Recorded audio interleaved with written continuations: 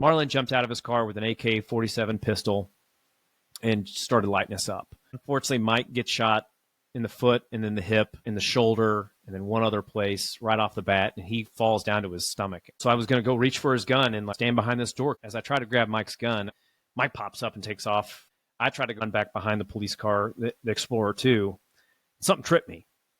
And what it was Marlon was running towards us, and he got a clear shot and hit me in the back of the knee, my left knee, and it knocked me down. And I was kind of stunned. It was quiet until I got hit in my right leg. And as soon as I got shot in my right leg, it kind of woke me up. And here's Marlon, 15 feet from me, shooting at me. So I got up, took off running, and I made my way. I'm watching the bullets skip. They're skipping left and right all around me.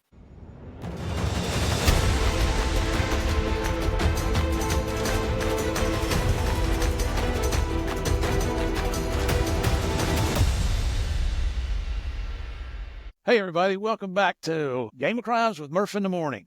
If you joined us yesterday, if you didn't, go back and listen to it, because that's leading into what we're getting ready to talk about today with our guest. Our guest is Brent Cartwright, who was a police officer of the Kansas City, Missouri Police Department. He's a former Army veteran. In his police career, we're going to get to today, and that's going to be one of our last stories. He got into a situation where he was shot 6 times with an AK.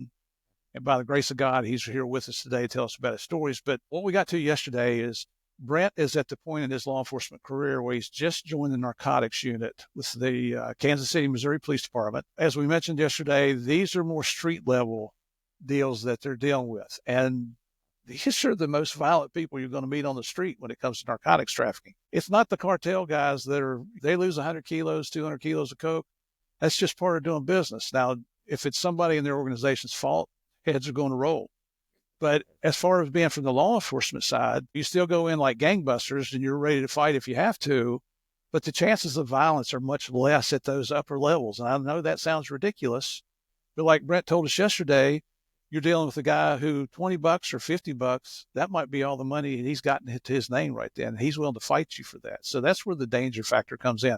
It's just so much more dangerous at that level. And so we want to get into some of Brent's escapades, adventures, whatever you want to call them here. And I've got a whole bunch listed, but I also don't want to spend all our time talking about it because I want you to read his book. And you see right behind him there is that where it says Junkie on that poster.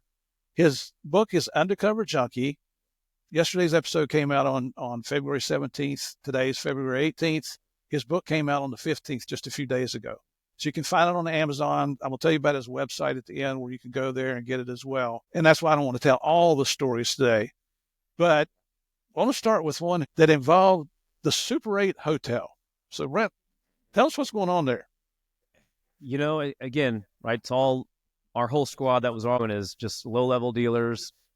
And I actually just finally been on long enough as an undercover to get a CI, an informant, for the first time. So your first 6 months is almost guaranteed you're not going to have an informant. You got to learn how to break all your cop habits, break all the things that make you look like a cop. It's beyond just your physical appearance. I mean, we carry ourselves in a certain way, and dealers and bad guys and users on the street will pick you out in a heartbeat. So I'd finally been on long enough. I'd made enough cold calls and cold knocks and walking up cold on people on the streets long enough to learn how to talk a little better and get past all that. So I was like, okay, here's your first informant. I'd already been covering deals for my other squad mates.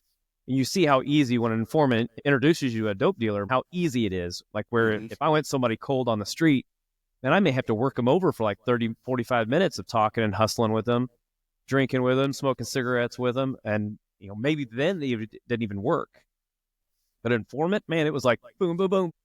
So they give me all this money and I'm going with this informant for the first time, and buying a deal. I made my weekly stat goal in like the first 2 hours of running around with this informant. I was like, this is so easy. Why don't we always do this? You're a little bit of an overachiever too here. I think we determined that yesterday. Yeah, I very highly motivated, want to be the best. And it's weird to be in the undercover unit. To be the best, you have to be sometimes the dirtiest and most cringiest, but you just keep pushing and pushing and pushing, and sometimes you push a little too hard. And that's where the Super 8 comes in. We'd made a bunch of other deals, and if you know meth heads, we call it you're on meth time. So you may call them up and they say, yeah, meet me in 20 minutes. An hour and a half later, they're just now showing up to the Target parking lot to buy dope or to sell you dope. So we had a bunch of other phone calls we had made. And finally, this guy gets back with us, says, hey, come over to my hotel room and do the buy. And I was like, cool, not a problem. Because what we always want to try to do was get to a residence, find a way to get them back to a residence or somewhere they're staying. And if they're staying there, we'll try to get a search warrant eventually. Because then you'll find their stash of money, guns, other dope, and other stolen items. The whole point isn't just to buy the dope and then arrest them for a measly sales charge. You wanted to get a bunch of other stuff, get the guns and the money away from them and off the streets. So going to an apartment, a house, or a hotel, especially if they're staying at a long-term hotel, was awesome. So we go up to this. It's just to buy 0.5 gram of meth, and we get in. And what you do is not very different from when you're a street cop. You walk into a house, the first thing you do is scan everything, but you're doing it deliberately and pointedly. And people know you're looking around. You're looking for weapons and all those things. Well, as a UC, you can't make people nervous by really staring and start moving, looking things over. So you do a quick scan. I mean, there's an AR leaned up with a OD green bulletproof vest laying on the back of my bathroom. And I was like, okay, I'm going to have to ask about that because I'm going to buy this freaking gun and this vest. So I do this quick meth buy, and then I started asking about this. And if you know deals on the street too, depending on what the price is, depends on what condition that gun is going to be, whether it's stolen, used in a crime or something. So he's hit me up for like $300 for this AR. And at the time, ARs, you could probably get one for like a cheap one for like $600. So it's like $250. So we settle on $250, and I needed more money because I'd already spent all my money. So I go back and I get some more money, and I get some flack about overtime. We got to watch our overtime spending. Like, they're always going to cash our checks. You're going to tell me I can't go buy a gun from a dope dealer because of overtime? My overtime rate too at the time was, $35 an hour, something terrible. Like, not worth the risks that I was putting in. And especially for an AR. Yeah. So I got the okay as long as we used a skeleton crew, and that's what I did. We put one other surveillance detective in the parking lot and a couple of guys from our gun squad, which is the squad I'd eventually go to, that we kind of alluded to getting shot. And I researched this dude. And I'm like, man, he has been the main suspect breaking into cops' take-home cars, stealing their Glocks, ARs, and their vests if they were stupid enough to leave it in their car overnight. Because that's what he would do, is go through, look for the unmarked Crown Vic, break the window, pop the trunk, get stuff out of the trunk. So I was like, that's got to be a stolen cop's gun, and that's got to be a stolen cop's vest. So then that pissed me off. I'm like, okay, now you're targeting my brother, my sisters. Like, that's my family. You're mine. Yeah. So I eventually go back, and when I meet up with him, we go up into the hotel, I knock on the door, and he's like, grabbing me and pulling me in right away. And there's an older dude and an older lady sitting on the bed that's just right to the right on the inside, and there's a really young girl. Turns out she's about 16, but she looked younger than that in the back corner, and she's working the phone because they had like a 1/4 pound of meth in there, and she's trying to work out sales out there. So this main bad guy pulls me in, and he's like, you got the money? You got the money? I'm like, oh, yeah, I got the money. So my informant goes over and starts talking to the people on the bed. You're used to now people being behind you, around you, so you lose track of a lot of that stuff because you have to. As a cop, you wouldn't let people in uniform around you near your gun or any of that stuff. Well, man, I wasn't even carrying a gun at this point, so I'm like, okay. So I go back and I look this gun over, and I'm looking at it like an idiot. Actually, we talked yesterday about the training, the undercover school I went to. They're like, you see these pictures, these guys have their fingers on it. Bad guys always put their fingers on the trigger. So I'm holding the gun completely unsafe, making sure people knew if they picked up on those cues that I was, selling it really well. But I buy it right off the bat, hand in the money, and the gun's mine, and I'm trying to get the vest, but it's gone. And then this dude pops out of the bathroom, and real skinny dude, and he's got like this little wife beater tank top, and he's got the vest on. He's like, too late, I've already bought it. You could tell he's just spun out of his mind, and he's like begging me to shoot him with my gun, the gun I just bought, to prove how it works. Now, hindsight, it would have been cool if I'd have done that, because it would have stopped a lot of the stuff that was about to happen to me, and I just didn't know. So knowing that this bad guy had stolen a bunch of handguns and other rifles and other vests, I was like, hey, man, I need something like real small, like a tiny, where I can go get people to keep breaking in my van. I want to go up there with something small and surprise them. And he's like, yeah, got you. I can get any gun you want. I just don't have it right now. I was like, well, I got the money. I didn't realize the old dude that was sitting next to the older lady when I first walked in, and he was hearing me and listening to me, and he'd been spun for like 3 days on meth, like no sleep, real paranoid.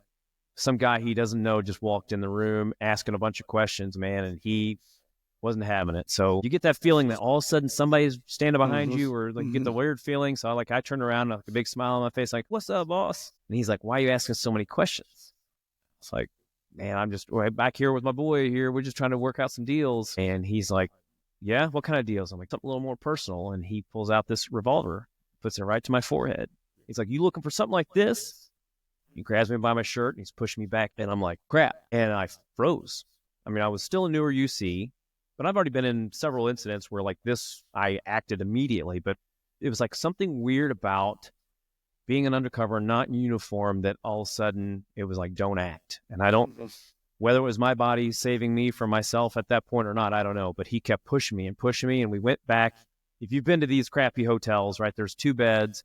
And there's a little sink area, and then inside there's a little door that goes to the toilet and then the shower tub. And he shoves me back in the shower tub. And as he tries to push and shove me down, I try to catch myself on the nasty toilet. I fall down in the tub, and he's just hammering me with questions. Now, I've got a listening device, but this thing was from like back in your day. It was an old Nokia cell phone type looking thing, and it didn't record very well. And usually you knew this as a UC, so you'd add a lot of laughs in because all you usually hear is, ha, ha, ha. They're like, okay, talk's good. Yeah. Because that's all you could hear. Oh, as long as our UC is laughing, we know it's good. Well, my listening detective, all they could hear was just a crumble, scrumble, scrumble, and a lot of loud noises they didn't know. And I wasn't saying anything. To be fair to me, I locked up. That was what happened. So I'm looking up at the student. He's pushing this revolver right in my forehead. And he's got his finger on the trigger, and I'm looking up. And I'm counting, looking at the bullets as he's hammering me questions. I couldn't answer. I mean, if I wanted to, all the practice I'd ever done of why I'm not a cop and who I am, all that out the window. I mean, I was just so out. Yeah. But I'm looking at his revolver. I'm like, well, if he flinches one little bit, sympathetic nerve reflex, all those things we know about, that trigger, he's just going to blow my head off. So I tried to move my head, and he pulled it to the side and straightened my head up on him, and he just kept hammering me. Well, the idiot in the freaking vest, he comes in and he's like, yeah, shoot him. And he's begging this dude to shoot me. Man, this isn't going good. And I see the dude that I initially met with, and he pops over this guy's shoulder. He keeps asking, who the hell are you? Who are you really? And I didn't have an answer. So the little skinny dude pulls up the shower curtain and like kind of covers him like it's a freaking Gallagher, watermelon show.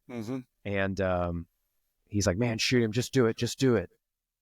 Well, all of a sudden, my informant pops around the corner. She starts yanking people off of me. Just yanking people off. Leave him alone. Pulls the main bad guy off of me with the gun. Gets in the way. And he's like, okay. We're cool. And he puts his hand out to help me up. He's like, everybody got to get tested, man. I just don't know you. Everybody got to get tested. And so I stood up on my own without his hand. And I was like, obviously in panic and freaking out. And probably more like shock, if anything. And as he's telling me, I'm sorry, my bad. I just didn't know who you were. I just got to test you before things come out. And he empties the revolver, bullets, and hands it to me. He's like, you think something like this would be good? So what should have been natural instinct to say, get the hell out of here, call this stuff off and move. So I grabbed the gun and I'm looking it over. I could see the serial number scratched, and I'm starting to hit him up of how much you want for it. He wants 300. I'm like, dude, this ain't even straight. He's like, no, I got it in a burglary. I'm like, oh, okay. Well, $100 then. If it's got that kind of history, right, it's $100 street gun. And only cops overpay for guns, and only cops don't haggle on anything. So he was like, no. So I handed it back to him. I was like, dude, if you decide you want to sell it later, you know how to get a hold of dude. He'll get a hold of me. And so grabbed my informant. I'm like, hey, we need a roll. So we wrapped the gun, my AR, in a comforter and walk out with my main bad guy. And he's like, man, I'm sorry for my boy. He's just like that. He's all spun out. I'm like, no, it's cool. Whenever you get them other guns, man, holler at me. I'll pay good money. So we start leaving, and the informant's looking at me. They're like, Ricky, which is my undercover name, right? She's like, Ricky, holy crap. I'm like, what? I got I had it. They're like, no, you don't understand. She's like, that was his girlfriend that I was sitting next to earlier. And she was like, hurry up. As soon as they pinned you down, they started packing the room up. They start grabbing all the clothes and everything's put in bags. They were all going to flee because they're like, oh, he's going to kill that dude. And she's like, that's why I came over and like pulled him off of you, because I knew they were going to kill you. Now, this is the person who I was told you can't trust as far as you can throw them. This is the first day they were ever an informant. It's the first day they've ever run around and bought dope with us. And a person that in their world, it's actually probably standard that she pack up and flee with them and leave me to myself. Right. So completely acted against all what was her. I mean, she knew I was a cop, so she knew it was going to be really bad, but it would have been natural, and I couldn't have blamed her if she just left. I'm glad she didn't, because it totally saved my life. And that was a hard thing to say that night, was that person who you would see as a lesser person in life because they're an informant and an addict and a criminal, because they were, that person saved my life. And that was tough. That was a tough pill to swallow. That was an ego hit for sure. It wasn't enough for Ricky to say, screw this, I'm not doing this anymore. Man, that should have been a big ego correction. And I didn't even think about it at the time. This was like hindsight, years later, looking at it, of what the hell really happened and went wrong with me that I didn't do that and correct and change path. I was already so addicted to the work. I was addicted to the wins, and I didn't get burned. Like, a gun to your head and some meth head trying to kill you is definitely a bad day. It should have been like a hand on the hot stove burn. Yeah. But I looked at it as physically, I didn't get hurt. Now, mentally, it totally took a toll on me. I just didn't realize it because I didn't process it properly. I got back the next day, and people in the division were talking like, oh, man, heard you had a crazy night. And then they start telling their war stories. It will always one-upping each other. Yep. And so I come in, I'm like, yeah, man, it was crazy. This dude had the gun at me, and they're like, no, but you should hear about the time that so-and-so did this, remember? And then, so they tell me, basically, this is the norm. If you can't handle it, you're not cut out to do this job. Well, that was all the motivation I needed to say, I can handle this and more, because I'm going to not only do this job, I'm going to be the best ever at it. Wow. So I was basically teaching myself, and they taught me, and groupthink along said, hey, if you can't handle it, then you're not cut out for this. Go back to the field. Get your uniform back on. I'm like, no, I can handle it. I'm gonna take it to a new level. So, well, and yeah, I mean, you've got a ton of cases that you talk about in your book, but I want to skip ahead a little bit to where you had an informant named Ted, who actually elevated you up in the weight that you were doing in these drug buys, right? Yeah, Ted. Most of them are. He flipped accidentally into the cartel with heroin dealing, and he was a low-time user of heroin, and he loved prostitutes. And some prostitute introduced him to a cartel person up here at the hotels near the airport. And one day, what they were doing was transporting the dope. They would send she was like a great niece of one of the cartel mid-level guys. So she would come from San Diego to Kansas City and stay in the hotel room. All the dudes would come and give her all the money, and she'd take the money, and then they would transport it back. A day and a half later, the load cars would show up, and then she'd distribute the dope. So somebody got picked off or whatever, but they didn't show up with their money, and they had all these extra kilos of heroin. And so this prostitute got in with the person that handed it to him, and the bad guy was like, hey, if you can move this, give me $50,000. And then everything else you can keep as profit on this dope. But the guy's like, I don't have $50,000. I'm like, okay, as you get the money, you pay us back as it goes. Well, of course, this guy's like idiot, low-level user, and he couldn't help but to use his product, and then he was selling it for way too cheap. And I get in with him through another prostitute initially, but he'd lose his keys and leave them in my car. And then he would end up leaving his cell phone. Like, once he left his cell phone in my car. So he called me from like somebody else's phone. He was like, Ricky, I think my phone's in your car. Well, I'm already downloading it. Get the search warrant real quick and downloading all the information off of it. Yep. Like, he was just a mess. But we find out he's doing a bunch of border crossings, and he was bringing loads across, and they were working him over, and he's just a crazy dude. It was a cool case. You ended up going to a Title III wiretap, right? Yeah. And that was that just Kansas City, or were you working with other agencies? Homeland Security, which a lot of people don't realize that they have a whole dope unit. So yeah. Homeland Security and ATF jointly. Yeah. And the reason I wanted to bring this up was to show how your career developed. And I know I'm not hitting everything, but it's just basically because of time constraints here on the show. You're at a level now where your ego is getting the best of you. If I say anything wrong, correct me, but this is what I got from reading the book. Your ego is pretty much out of control. You are super confident of yourself and your abilities. But as you say in the book, during this time is when you started losing your morals, your values, your integrity, your dignity. And all that gave over to becoming very grandiose, greedy, and reckless. Yeah. Yeah. Wow. So, yeah, that was a tough one to write and say because that means you have to be honest about self-reflection and your self-awareness. But I mean, like when my first daughter was born, I went to every doctor appointment. I was staying present at home in the family. We have family all over the country, so we're traveling and showing our daughter off. When my second daughter was born, in the middle of my undercover career, before I took 12 weeks off, and you burn your sick time so that you can use paternity leave. I took 3 weeks off, and then after the first week, I told Wesley, hey, babe, I got to go back to work. They need me back at work. And I was still present when I was at home, but the problem was I was finding myself way at work. My environment changed me. I was finding more comfort with the people I was working with, the bad guys, the bad girls, the people in the really bad environment than I was in my own self. So again, my name was Ricky.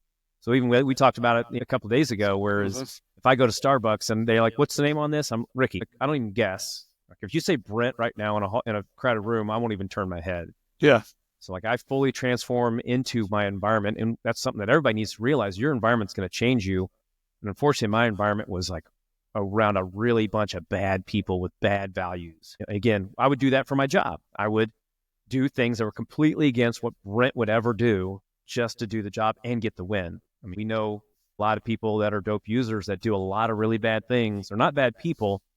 They just have a habit and an addiction that they have to feed. Their brain has turned them, and that's what did me. My brain changed, causing me to do a lot of this stuff. I'll take my own ownership. My brain is part of it. It's part of me. This was my fault for not having proper self-awareness and keeping track of myself, but couldn't help myself. Well, two things I want to mention. One is you got your supervisors and they're rotating around and they're telling you, hey, you don't need to do this, but you're talking them down, right?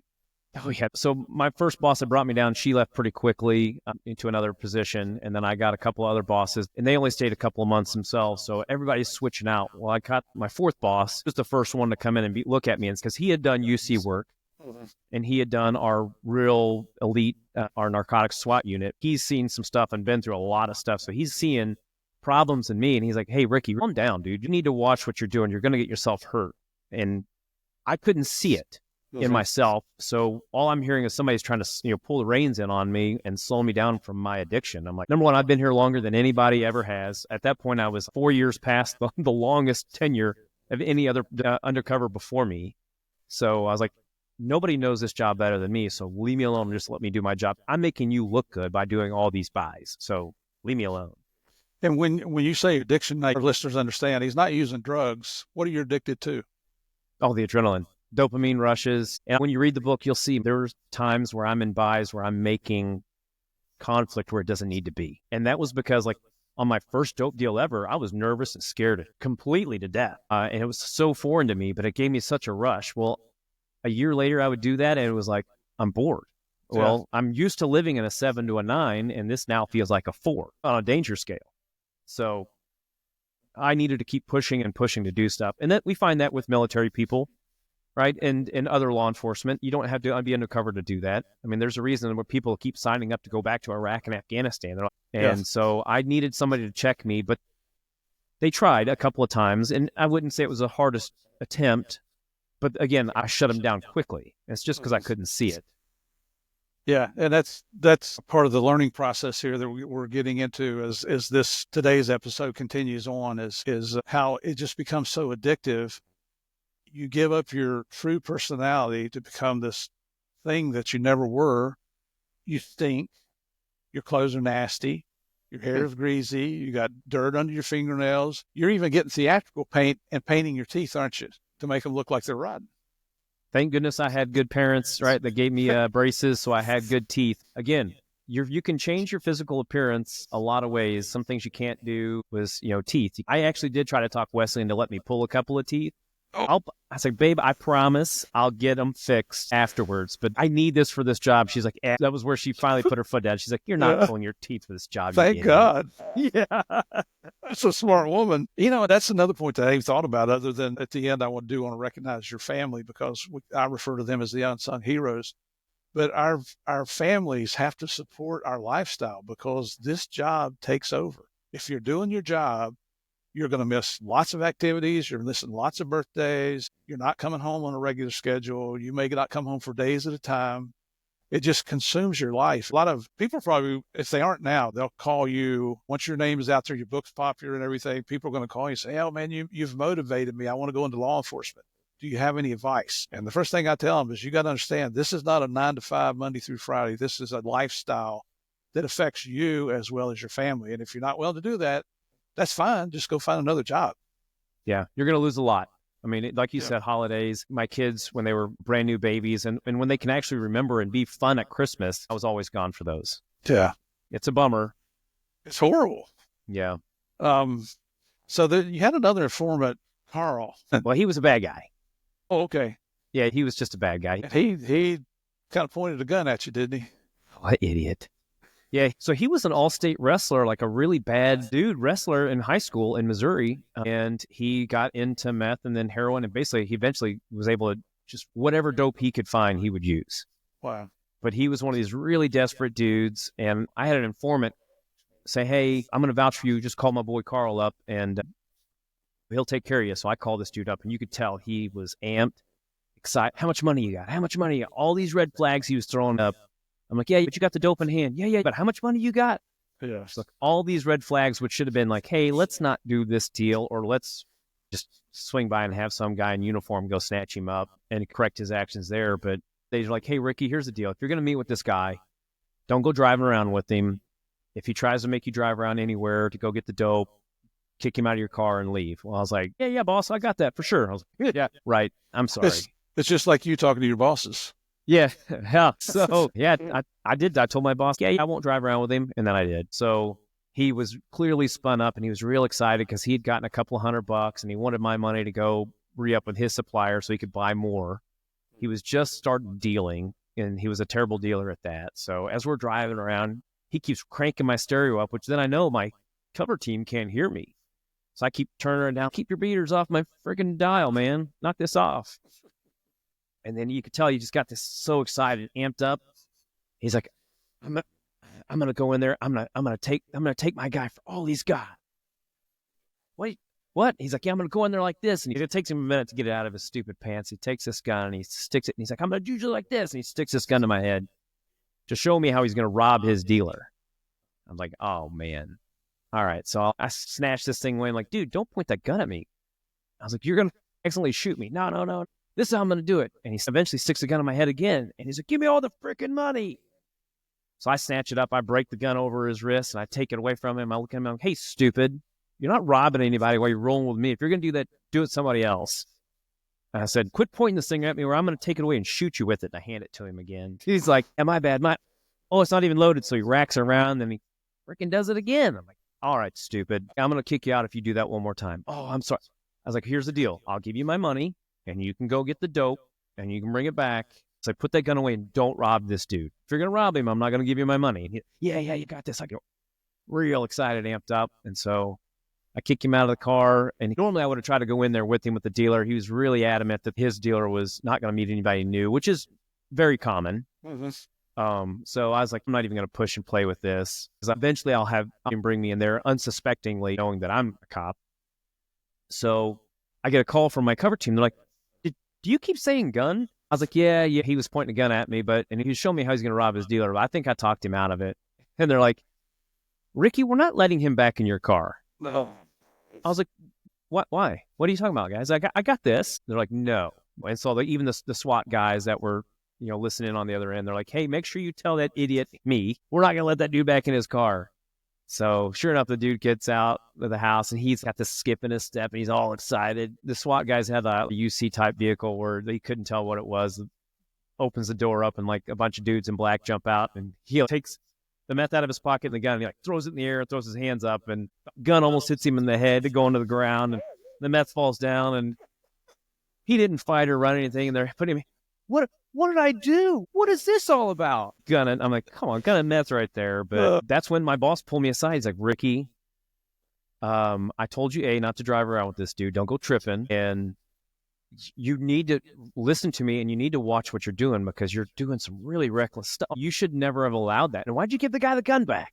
Like at any point, a reasonable Brent would have just slammed it in park and jumped out of the car and taken the keys and he'd have been like, "What's going on?" We could have arrested him right there. He was a convicted felon, and we knew this beforehand, so we had the FIP on him. I could have stopped the whole thing right there, but I kept thinking, man, I could get that ounce of dope, and then he'll get me intro to that guy. And I started thinking more and more, like, what can I do to feed my ego to grow these things? Yeah. Let's pulling Ricky shit, honestly, is what we end up calling him. So you mentioned FIP. What is FIP? Sorry, felon in possession of a firearm. So there are levels on it depending on what their crimes are for. But yeah, that's usually an automatic 5 years in the feds. Yep. That's a nice little charge to add on. A lot of times it gets plea bargained away for somebody to plead guilty. But still. Well, you got the 924C, which is the firearm possession of furtherance of a drug trafficking offense, which added on to it too. And that's the other 5 years. And those are tacked on top of each other. Yeah, out of the U.S. Code. I was reading about when you're doing surveillance, a lot of times you can't keep your car running if it's cold or it's hot, and you can't get out and go to the bathroom. What do you use? Because this brought back so many memories. Oh, God, because you'll get stuck on some block forever. Yeah. And you're right. You freeze it. I always had a minivan, it seemed. Sometimes I had a pickup truck, but I liked a minivan because they were easy to hide in the back. You got to have a bunch of blankets and stuff. But yeah, Gatorade bottles are the king. If you're ever in these guys' cars and you're looking at a Gatorade bottle, it is not orange Gatorade for sure. It's not apple juice either. But the bad part is when if you've got to go number 2. If you see a metal Folgers can in people's car, it's best not to open it. But people don't realize, depending on what the case is, you can't fire your car up and move and then the next car pull in. We may have been there before the light comes up.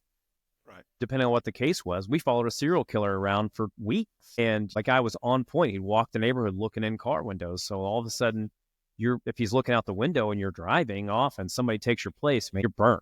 Yeah. And a guy like a serial killer, you have to stay hidden and concealed. I mean, we're watching him 24/7. So when I read that, I started laughing. And my wife, she said, "What are you laughing at?" And so you're out doing surveillance. This was when I was in Miami back in the late 80s.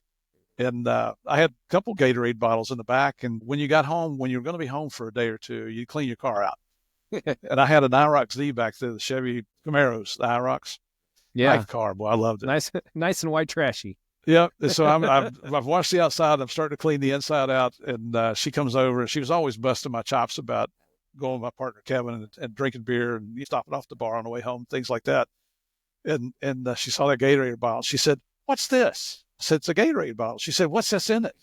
I said, "Don't open it." She said, "What's in it? Did you and Kevin, what do you and Kevin been drinking now?" I said, "I'm warning you, don't open it." She did open it and smelled it. Got puked right there in the driveway. And I just Murph is sleeping on the couch all of a sudden. I was always in trouble for something. Yeah. But that was just a funny story on the side there. I want to go, and for time reasons, there were so many other stories I wanted to talk about. Ladies and gentlemen, you got to get the book and read about his gambling trip out in, were you in Vegas when that happened?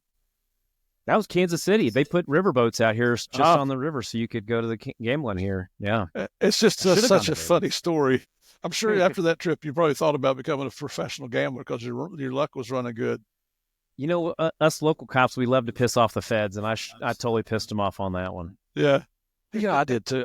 I didn't have a whole lot of respect for I didn't even know what DEA was before a friend introduced me to it. But that's a whole other stories. You eventually got transferred to the gun squad. Is that something that you requested? Yeah. So what I left out on all these stories was I took a break from undercover work temporarily and went to an admin squad, which you took a guy that was so used to adrenaline dump after adrenaline dump and reaching, and then you put me in a cage in an office in a cubicle. So I spent a little time doing this. I was basically doing suspect interviews on possession cases and filing hundreds of cases and backlog cases. I was getting in trouble for the first time in my career. My supervisor, we're always into it. She didn't understand, and I was like, man, I need something else. I was trying to make things bigger than they were, and nobody wanted to get out of the office and do work because that wasn't our mission. But that's what I wanted to do. So you basically took all my drug away, my adrenaline, everything I was used to. I went cold turkey, so I was having withdrawals and getting all kinds of trouble. So finally, there was a spot open up in our gun squad, and they designed them back in 2009, several of them in different cities, to combat large-scale gun and dope cases. So these guys, when I joined them, they were already like full-scale into doing super awesome work. And they're like, we need a guy to do UC-type stuff. We know you're good, and you're a hard worker, and you don't mind working 90 hours a week because that was what we averaged. Yeah. So you talked about our wives and our kids, man. I'd come home for dinner, maybe, and then 2 hours later, go right back to work until 3 a.m. We got so good at doing what we were doing that they have a homicide problem here in Kansas City. Again, top 10 most violent cities in the country. And they said, within an hour of a homicide happening, we want you guys boots on the ground to help the homicide detectives. Once we figure out suspects, go after them. Go after their associates. Buy dope from them. See if you can buy their murder weapon, buy other guns. That way we can get people to flip and testify against other people and do all this cool casework. And so that's what we were doing. We were doing less and less of the actual buying guns and dope and more just because we had a homicide every other night if you average it out throughout the year. This was a very elite group of people also, right? Yeah, everybody had their specialty from our PD side, and then they were handpicked and hand-selected the best of the best ATF guys. So, wow, super awesome dudes. So you guys got onto the case of a guy named Marlon Mack. Can you tell us about that? And this is really going to go downhill. Yeah. So 6 degrees of separation, he had this girlfriend in town that I'd been buying heroin from several years ago. And so he was one of these that committed a homicide, and we were chasing after him, trying to figure out where he was. And what people don't understand, if you don't know homicide cases, the homicide detectives, even if you find the person, aren't always ready to arrest them. We still have evidence to process, other statements to do. Maybe you know it's him, but you can't prove it just yet. And if you arrest him once and have to let him go, then he's going to be really hard to find later. Right. So we were trying to get him. We had him identified. We were trying to figure out where he was. He had killed a Middle Eastern student that was putting his way through grad school here in Kansas City, working at a little chicken and fish stop. Marlon came in to rob the place. The guy did everything right. Opened the drawer, put his hands up, backed away, got a little nervous. Of course, you got a guy wielding a gun at you. So our victim took off running out the back door of the restaurant, fear of his life. And Marlon shot him in the back and then stood over top and executed him. So we know he's a bad dude.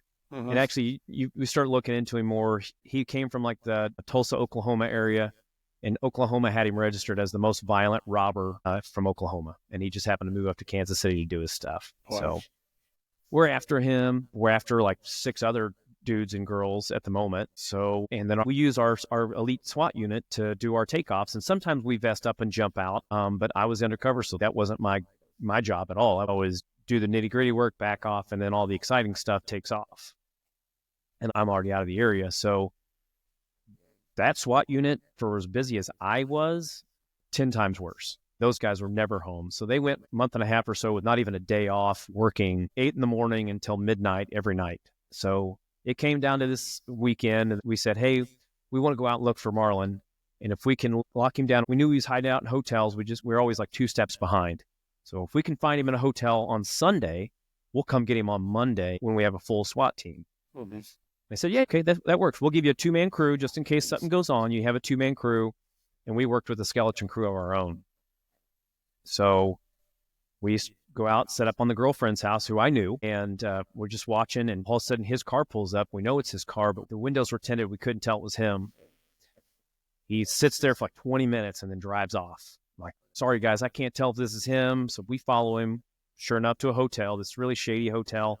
That's kind of near the Arrowhead Stadium where the Chiefs play. So problem is the parking lot's so tiny, and there's privacy fences on either side of it. So you can't get a good eye what hotel room he's going in. I was like, well, this is my part. This is where I get out on foot, and I'll go to the manager's office. Worst case scenario, I'll rent a room, and I'll hang out there all night until I see which room he comes and goes from, and we'll pin that down. And so that's what I did. It was supposed to be surveillance only, so I was even dressed not in my UC clothes, so I had to change clothes. And I remember looking down like, okay, I didn't bring my UC gun because I started carrying my Smith & Wesson 38 Special J-frame airweight deal.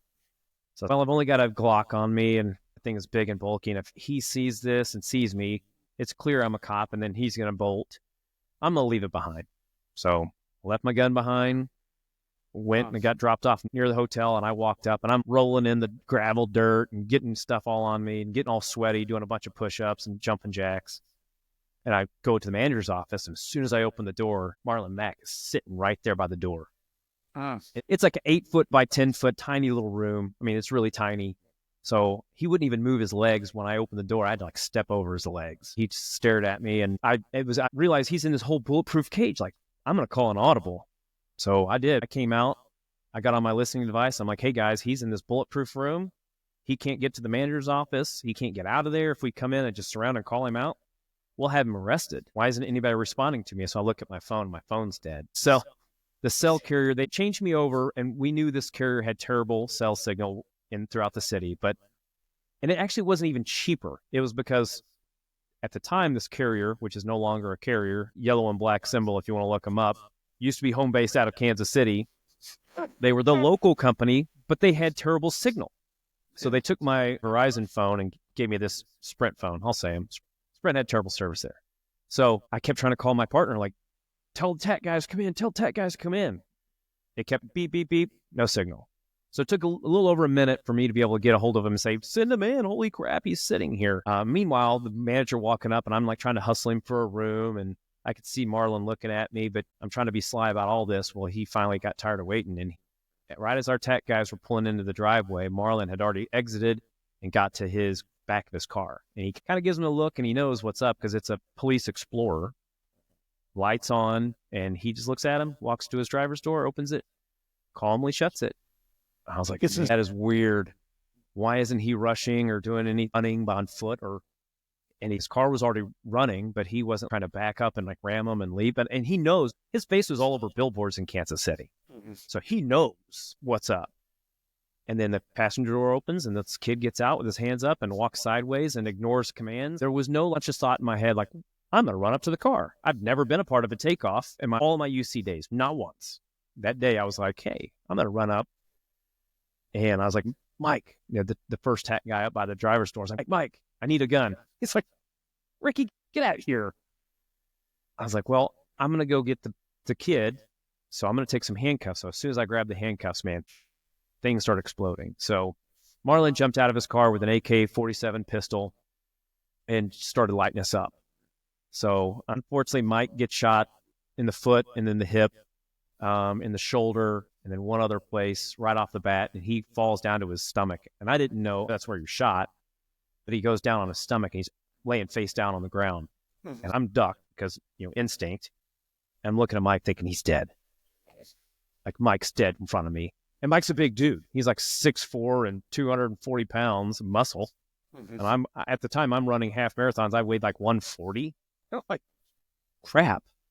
So I was going to go reach for his gun and like stand behind this door because the bullets are still coming. The metal from the door is exploding. Gravel and from ricochets are going all off around me. And I didn't know it. And I mean, obviously this happens really fast. The whole shooting took about 8 seconds, which is long for a shooting. Right. Normally they're 1 or 2, 3 seconds max.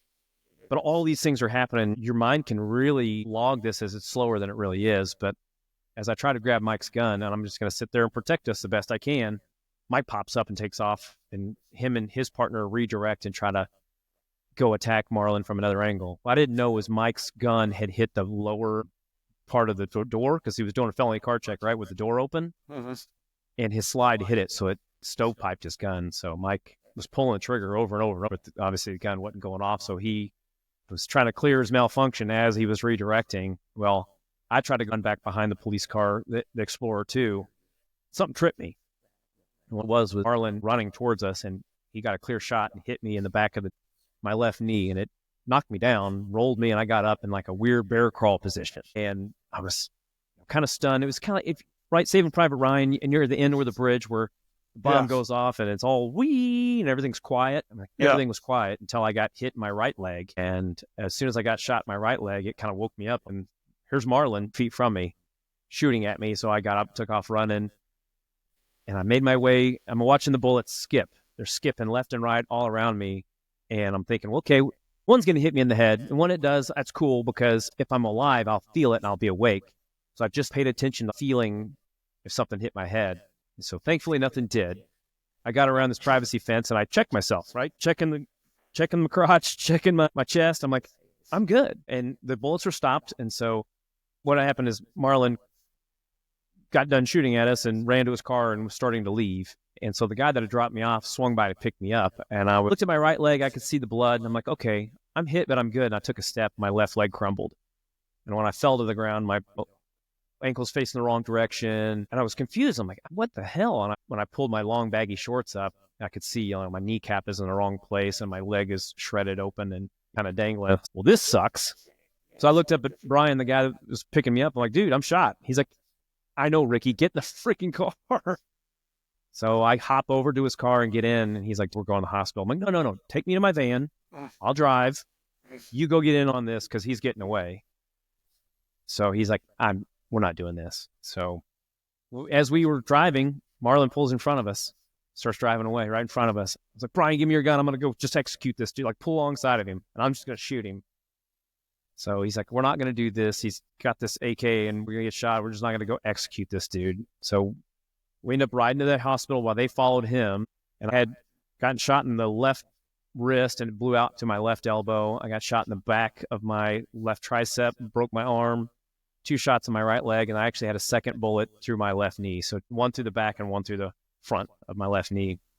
So I had 2 homemade tourniquets to stop the bleeding going to the hospital.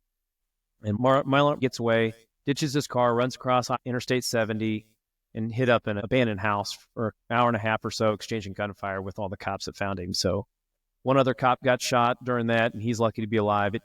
The round hit his front sight post on his AR, ricocheted and hit his bicep. So that bullet was coming dead center. When Marlon was almost out of ammo, he kicked the back door open and sprayed the tree line where all the cops were hidden, and they ended up shooting him and killing him. Yeah. But, so you're at the hospital, and tell us about that ordeal. Man, I knew Mike was shot because he said it on the radio. I was really calm. I didn't really have any pain, but I was feeling some guilt, man. I called the audible when it was surveillance only. I was taking full responsibility. I didn't give any of that to Mack. Like, this was all my fault. So I called the audible. I'm the one that interjected during the stop because had I not distracted Mike and Patrick while they were doing their thing, they would have had to jump on Marlon. Man, it was like I took all the guilt and the blame for that day. Immediately. And people would come by. Obviously, it's a big thing. 3 cops get shot. The mayor comes by and he does this song and dance, and I kick him out of the room. And he tries to go down the next room down to where Mike was, and his best friend's wife was in there, and she ripped into the mayor's butt, which was awesome. That mayor had already been trying to take away our funding and different things for our department, so he got an earful, which he didn't expect. But it felt like I was a caged animal, like in a zoo. People want to come and see the gory stuff. I was still laying in the initial sheet, which I hobbled into the triage area, and they just pick the sheet up, right, and move you to a different bed. So when they got the bleeding stopped, they were waiting for what's going to happen next. And I hear Buck get shot. I'm like, man. But then, I'm laying in a big pool of blood, and they finally bring my wife in. She knew I was hurt. She didn't know exactly what it was. Nobody would tell her, but they sent a cop to pick her up. And she gets an idea that, okay, it's a shooting, but I'm okay. She knows that I'm alive, but she doesn't know the extent of anything. And she walks in, and they have my wounds. They've been flushing it with saline, and they're all open, so she can see my leg shredded. I'm laying in a big pool of blood, and she's just panic attack. No wonder. Yeah. And that broke my heart. Like, all the things that I've done, and now I've also hurt her too. Yeah. Now I'm putting her through this. So. And you were feeling so guilty about all this that you wouldn't even accept pain medication. Yeah, they didn't do surgery till the next day, and so I had to sit through all night. And they would come through, and they're like, "Hey, you need to be able to sleep and get some rest." I'm like, "I'll sleep when I'm ready to sleep." Like, we'll give you some pain medicine to help. I'm like, "No, I deserve the pain because I caused all of this." Yeah. So do you think that was? I mean, I understand the guilt feelings, and I'm sure any cop that's been on the job for a while would have those same feelings. But do you think that it was you as Ricky and your ego being out of control and your recklessness and not understanding the way you were brought up, that you were taking the blame for it to be the bigger guy? We get that in law enforcement anyway, right? I took getting shot as I messed up. So I'm going to own my mistake. And if you mess up, you own up to your mistakes. And that's, what a lot of that stuff went.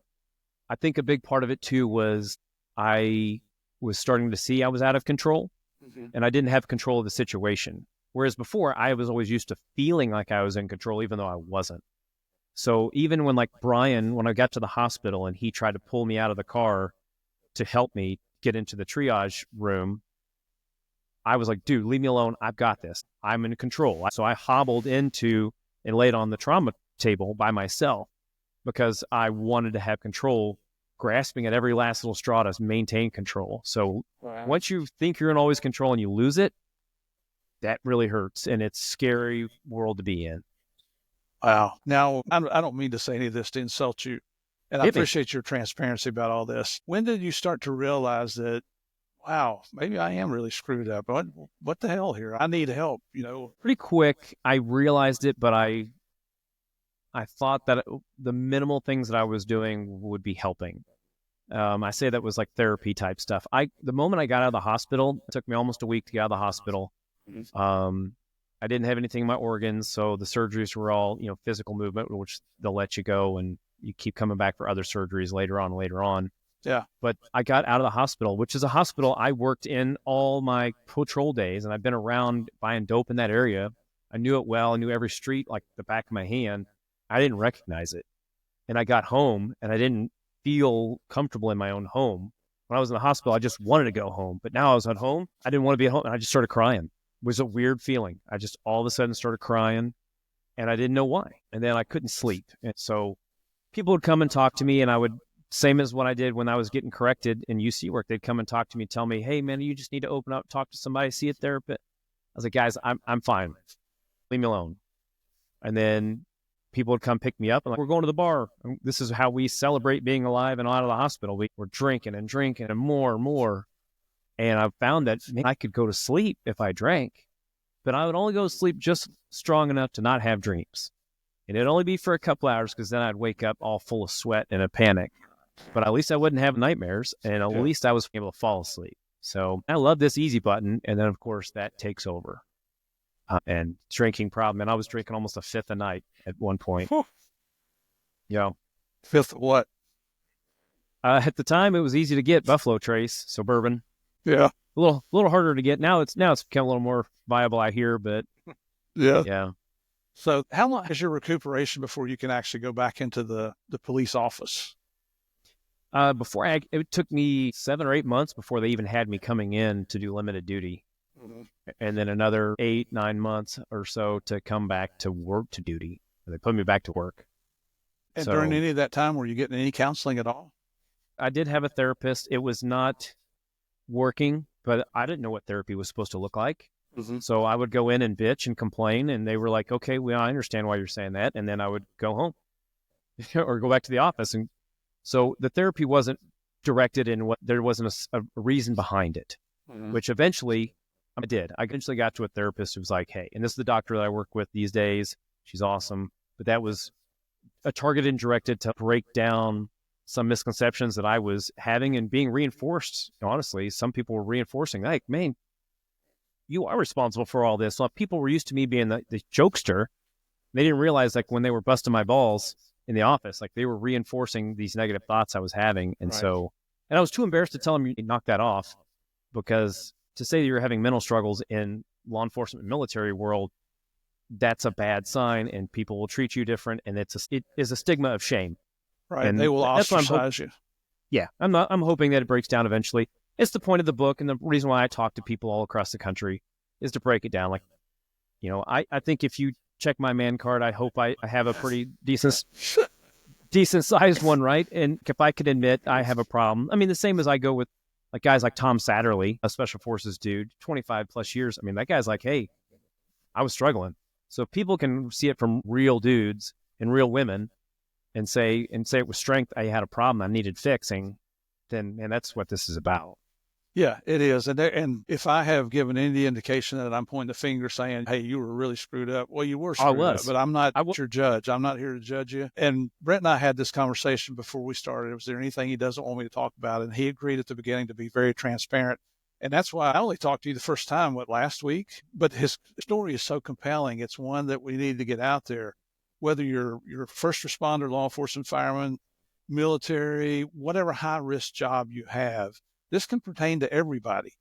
That the counseling is needed. You guys have heard me tell my stories before about my partner getting shot back in 1989, and I never went to counseling and all that, and I'm not going to go over that again. But I want to mention the doctor that you're working with. Is she okay with us mentioning her name? Absolutely. Dr. Jennifer Prohaska. She's awesome and amazing. I speak with her different conferences and agencies across the country. Sometimes I do it by myself. She is so busy. When I laugh at like, oh, I work 90 hours a week. She's like, oh, that's cute. Why don't you go She get a real job? Yeah, she only focuses on first responders and helping them. And she's like, man, I'm tired of putting Humpty Dumpty back together again. Again, one of the parts of my book and one of the points of my speaking gigs is for awareness. Because if you would have told me, Brent, you're broken, I told you to pound sand. But if you can read my book or see me speak and see yourself in me or your coworkers in me, and you're like, okay, I understand now that this is broken. She helps bring the science behind it of the why. This is why you're breaking, because we are fact finders. So she's got a really cool company called Tactical Longevity. You can go find it online, tacticallongevity.com. And so she's like, if I can get you proper anchor points early on and you develop good habits and skills, then by the time you get in the meat of your career where things can get really tough, you know how to cope with it and you're better at dealing with it. Right. She's doing awesome work. And like I tell people, go to her website all the time. There's a survey at the bottom you can take, and it'll tell you where your department or division or unit stacks up against the rest of the country. And it'll give you tips on how to prevent people from being me. I'm the loud example of what not to do and ignore everything. And she's like, I was a fun one for her. I don't mind saying she was my doctor, but she's like, it took me 3.5 years to try to figure a way to, fix you. And I'm tired of it. What if we don't have to fix people? What if we can teach them to be better early and upfront and teach them how to cope with this stuff? We do all kinds of other trainings with other things, firearms, PTDT, physical training, but we don't focus on the mental thing as a training aspect. We're always looking at a way to fix it after the fact. If we're proactive, then we get better. So you're also less likely, if you start early and proactive, to not develop PTSD symptoms, which I think something like 48% of all first responders, if you give them the test, they'll test positive for it. So, and that's tacticallongevity.com. Yep. So if you just want to find out what your situation is, where do you stand on the spectrum, go to that website, check her little survey there.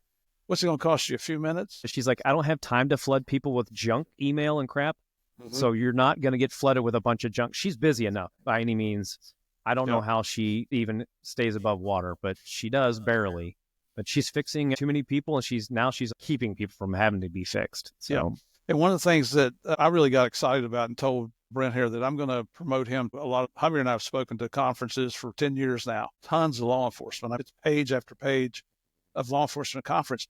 And they bring guys in who've been shot in the line of duty. That's not unusual, unfortunately.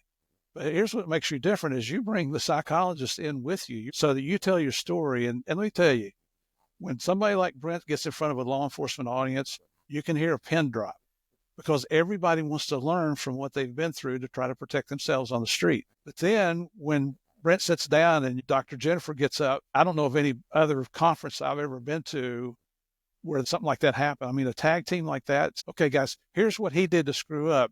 Here's what I'm going to tell you to help you not get into the position where you might screw up. I think it's just phenomenal what you're doing here. It's something I've never heard of, and I've already started putting feelers out. Good. So people, they're waiting to hear your interview here. I told them you've got a couple other podcast interviews out there, but they know Murph is the best here with Game of Crimes. I would agree. Well, so that's the thing. Like when we go talk and do this, people are like, we're tired of doctors coming in and preaching to us, because I took all those classes and I've sat through that where you're like, oh, another mental health class, another PTSD class, suicide prevention. You're going to sign it just to get your post hours and move along. But I bring the funny and crazy stories from my UC time, some that are in the book, some that aren't, to keep your attention. But we're fact finders. We want to know the why behind stuff. And she'll bring each point the why things are happening as they happen. So it's a pretty unique thing. No one's ever seen it. And every time we've done it, people are like blown away. And it was a great feeling for us. People are actually listening and getting it.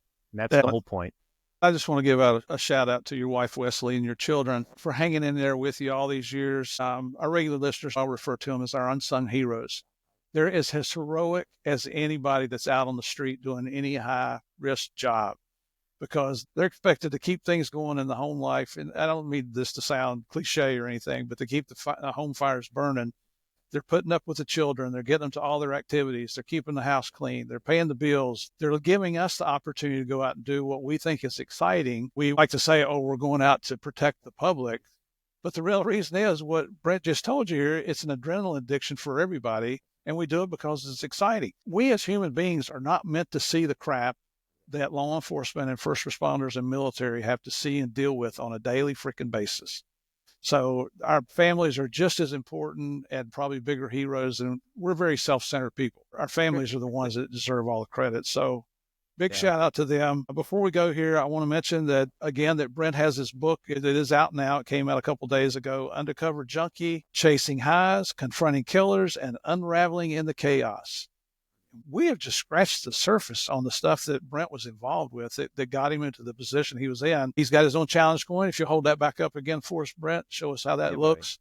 I love it. He's promised me one. I can't wait to get one of them. It will go on display in Murph's little man cave there immediately. He has a website. It's called Undercovered with an ED on the end, .net. So that's UNDERCOVERED.net. A lot of good stuff on there. You find out a whole lot more about Brent. If you're interested in talking to him about being a speaker, he's got a contact page on there.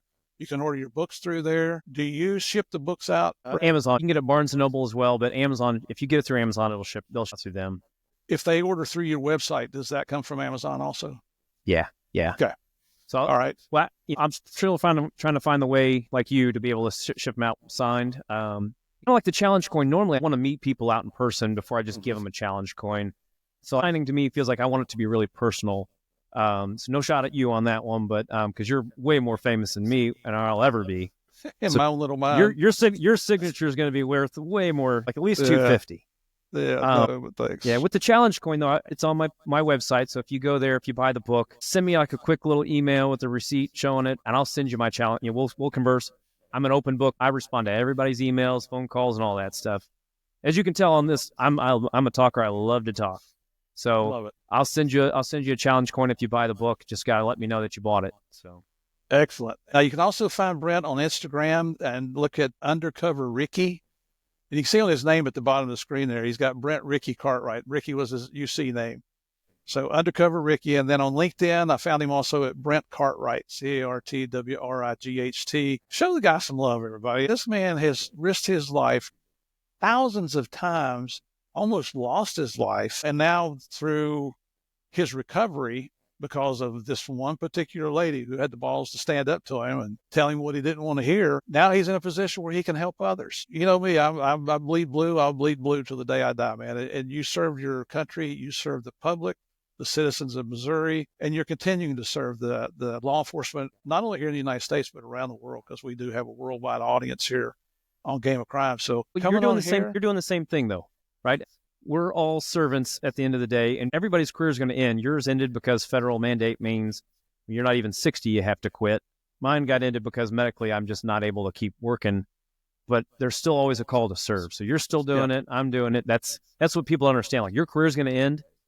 I hope that you can continue to find a way to serve once your career's over as well. Me, I hope to help people throughout their career is what I'm doing. So each person has to choose their own battle. We can't just lay down and roll over. We're not designed that way, to lay down and relax. Relaxing is too hard. And my wife hates that too. Probably like yours.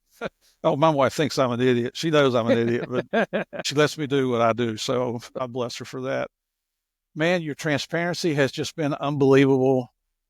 It's not easy to talk about, hey, I screwed up. I mean, we're used to being in a position where we're in control. You know, when you go out into the world of chaos and evil and anarchy, and people were beating each other, people were shooting at each other, stabbing each other, or just spitting in your face, and a uniform shows up, you're expected to be in control.